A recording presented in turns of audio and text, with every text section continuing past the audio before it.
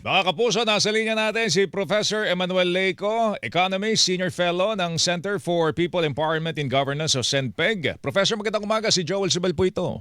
Magandang umaga po, Sir Joel. Magandang Opo, umaga po sa inyo pong mga taga-subaybay. alam po natin na yung paghina po ng ating piso laban po sa dolyar, ang malaking epekto po nito ay galing po sa problema ho natin sa Middle East. Ano? Pero doon sa, ewan ko kung, kasi ang palitan po kahapon ay nasa pinakamababang antas 61 pesos and 54 centavos.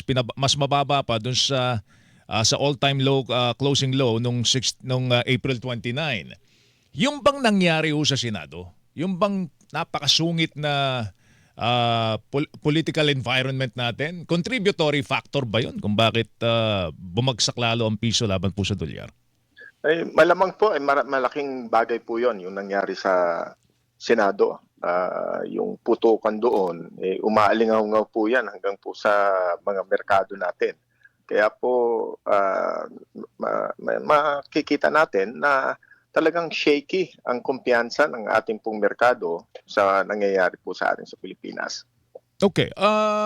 Anong mga dapat nating asahan dito po sa patuloy na pagbagsak po ng piso? Nakikita nyo ba na ano ba to, hihinto na ba ito, Professor, o patuloy pa ho ito? Kasi ilang pong mga analyst din ang sasabi baka sumampa pa ito o pumalo pa sa 65 eh.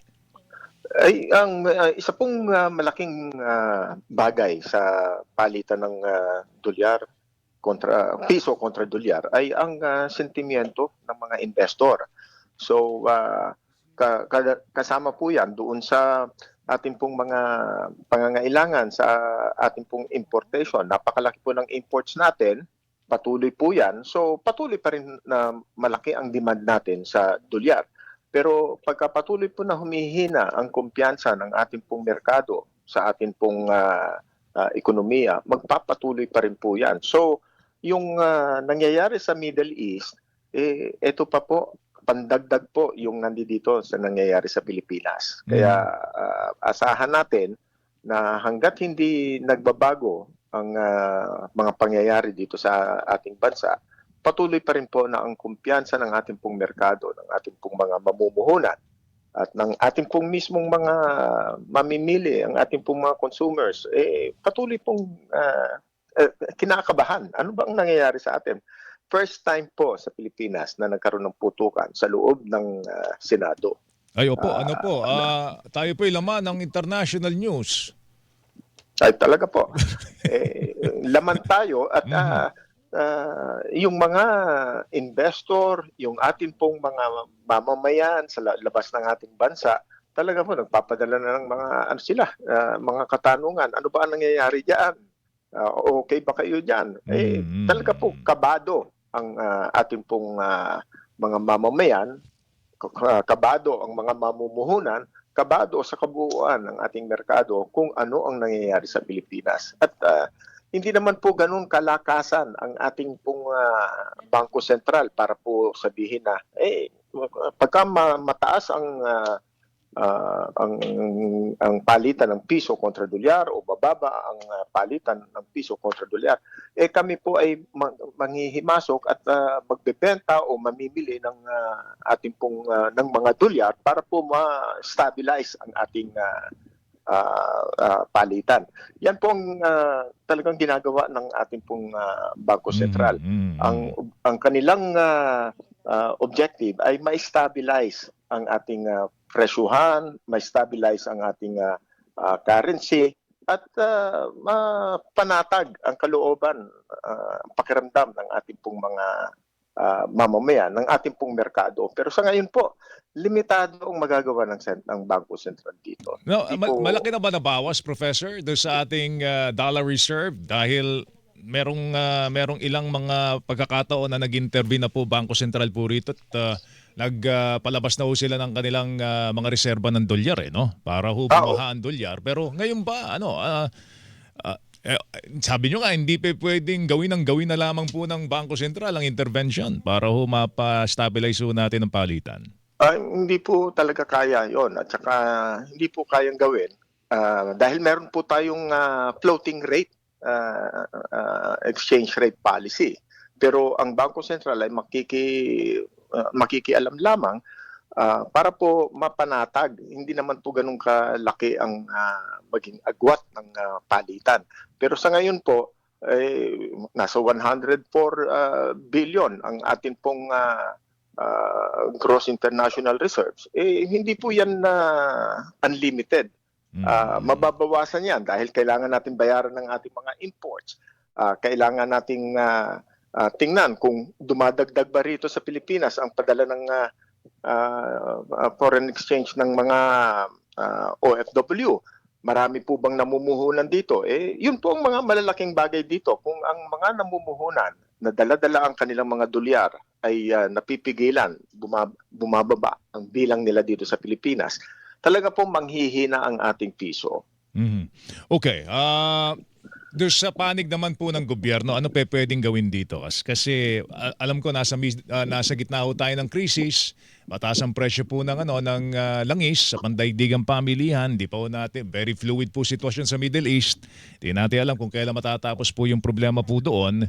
Yung bang government intervention, yung mga ayuda na ibigay na sa taong bayan ng mga tulong sa mga targeted sectors, kulang pa ba yun, Professor? At kung meron mang dapat na gawin na intervention pa gobyerno, ano po yun? Para ho makatulong dito sa problemang ito. Nakakatulong po yung mga ayuda. Definitely po. Lalong-lalo na po doon sa mga nasa baba ng ating lipunan na wala namang hinuhugot. Wala po talagang mapapagkuhanan. Tapos po, mas marami ang nawawalan ng trabaho. So wala po talaga silang aasahan. Kung hindi mag-intervene ang gobyerno, makakakita po tayo ng malawakan na kagutuman. Napakahirap po talaga niyan. Ngayon, hindi naman po pwedeng sabihin na walang hangganan ang pwedeng ibigay ng gobyerno. Ang ating pong koleksyon ng ating pong gobyerno ay mababawasan na rin. Dahil kung nagsasarado ang mga negosyo, mababawasan po ang kanilang nakukuha na mga buwis. Ngayon po, doon po sa excise tax, malaki na po nakuha ng gobyerno dyan. Sa excise tax at saka sa value-added tax, percentage tax po yan dahil tumataas ang presyo ng petrolyo. Nagkalimutan na nga doon, Professor. Parang hindi na yata na pag-uusapan kung tatanggalin ba yun o hindi. No? Hindi po dapat makalimutan yan. Dahil ang patuloy na pagtaas ng presyo ng petrolyo, at maaasahan natin yan hanggat hindi nagkakasundo ang Amerika at Iran.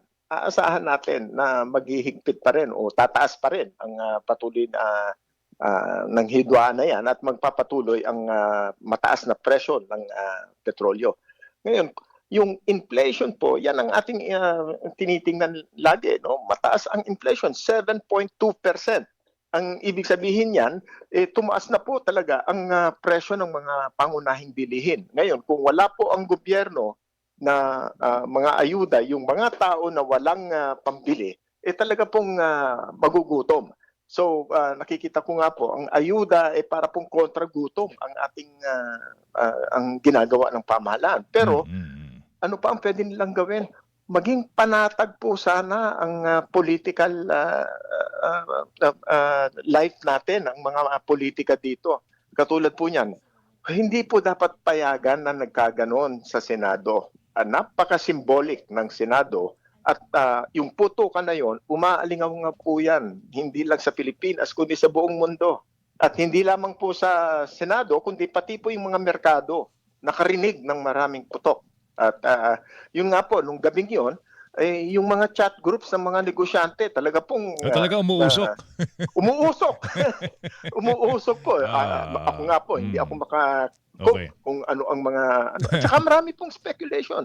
Tandaan po natin, ang investor sentiment ay malaking bagay po sa pagtatalaga ng presyuhan ng dolyar, ng piso kontra dolyar. So marami po ang umaalis sa mga peso asset, lumilipat po yan. At nakikita nila, mukhang mas stable ang dolyar. Dito na ako sa dolyar. Okay. So, makikita po natin yan, patuloy na mangyayari yan, hanggat hindi po kumakalma ang ating politika. Ngayon, meron pa pong impeachment Ngayon, pagka ang inaasahan po dyan, Okay naman daw po, harangin. itutuloy, Kaya itutuloy. marami na rin po ang mga statements o pahayag ng ating pong mga komunidad. Kasama na po dyan ang mga investor, ang mga negosyante. Kasama po ang simbahan. Payagan ninyo o kaya po ay buksan na ang impeachment. May statement Opo. na po, Professor, si SP Cayetano na forthwith ay magko-convince sila bilang impeachment court. So, abangan po natin. Harinawa po. Abangan po dapat natin po yan. bukas, makalawa, Opo. makita na po natin na Sa Lunes daw po. umaandar na. Sa Lunes daw po. Opo. Salamat po sa oras, Professor. Magandang umaga po sa inyo at until next time. Thank you, sir. Salamat po, Sir Subel. At maraming salamat po sa inyo at magandang umaga po sa ating lahat. Good morning, sir. Si Professor Manuel Leico, ekonomista at senior fellow ng Center for People Empowerment in Governance o CENPEG, mga kapuso.